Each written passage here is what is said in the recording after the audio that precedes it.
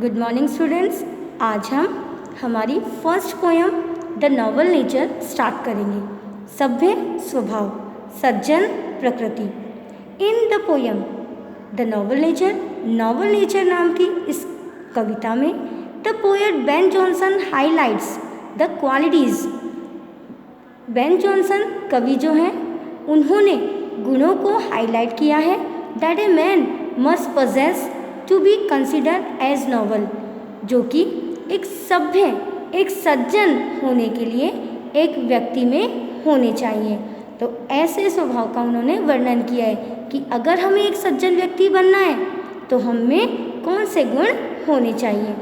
To explain this, और इसको समझाने के लिए ही compare man to both an oak tree and a lily.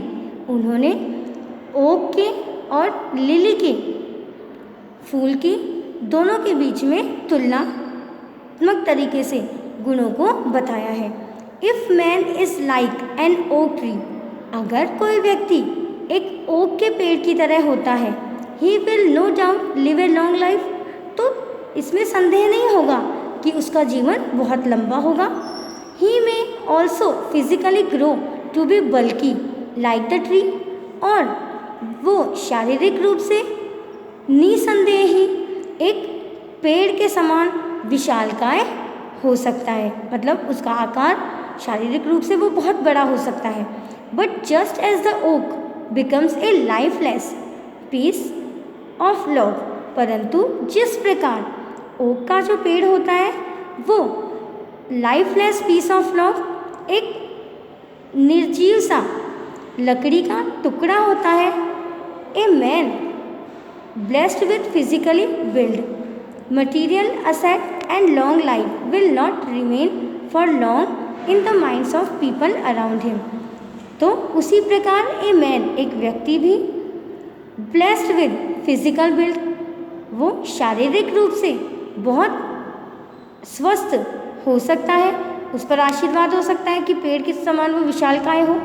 Material asset and long life, उसके पास भौतिक रूप से सभी सुविधाएं हो, उसका जीवन बहुत लंबा होगा।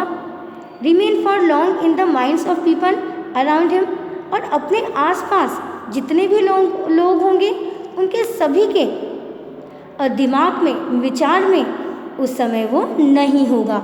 कहने का मतलब ये है कि शारीरिक रूप से वो बहुत विशालकाय होगा, उसके पास भौतिक सुविधाएं सारी होंगी, पर उसका जो जीवन है वो लोगों के मस्तिष्क में यादगार नहीं होगा।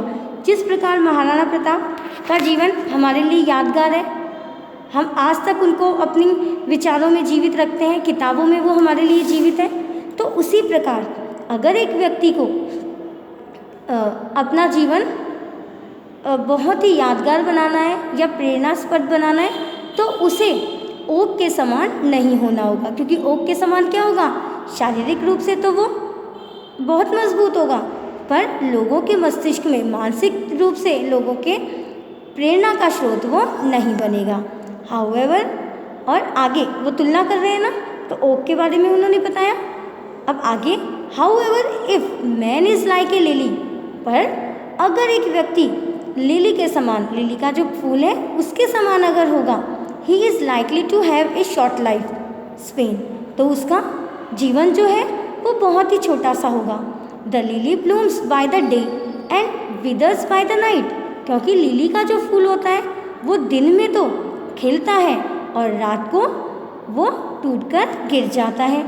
Yet it is appreciated for its beauty and the delight is causes others with its presence during that short period of time, पर फिर भी it is appreciated for its beauty, lily का जो पेड़ होता है उसकी सुंदरता की वजह से उसकी प्रशंसा की जाती है।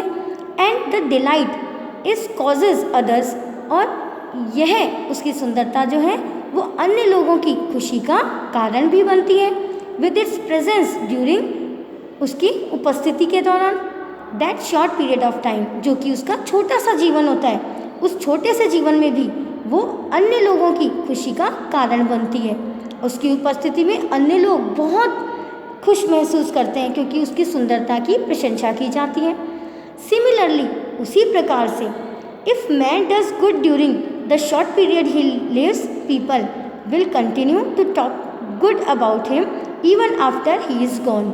और उसी प्रकार अगर एक व्यक्ति अपने जीवन में शॉर्ट पीरियड छोटे से समय में भी डज गुड अच्छा काम करता है, ही लिव्स तो वो रहता है, पीपल विल कंटिन्यू तो क्या करता है, तो वो जीवित रहता है, और पीपल विल कंटिन्यू लोग जो होते हैं वो निरंतर तरीके से to talk good about him उसके बारे में अच्छी अच्छी बातें करते हैं, even after he is gone जबकि वो चला भी जाए, उसकी मृत्यु भी हो जाए, फिर भी उसकी चर्चा उसके बारे में अच्छी अच्छी बातें करते ही रहते हैं। इस प्रकार वो अपने छोटे जीवन के बावजूद भी सभी के मन में जिंदा रहता है।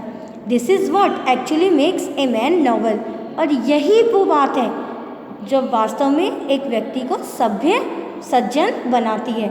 तो कहने का अर्थ ये है, कंपैरिजन करते हुए इन्होंने ये कहा बताना चाहा है कि एक लंबा जीवन इतना यूज़फुल नहीं है जितना कि एक छोटा जीवन जो कि लोगों के लिए यूज़फुल रहे, लोगों के लिए प्रेरणास्पद रहे, लोगों के लिए इंस्पिरेशन का रीज़न रहे। I hope you understand. अब कल हम इस पोएम को की एक्सप्लेनेशन देखेंगे। आप इसको एक बार फिर से पढ़ेंगे और समझने की कोशिश करेंगे। Thank you.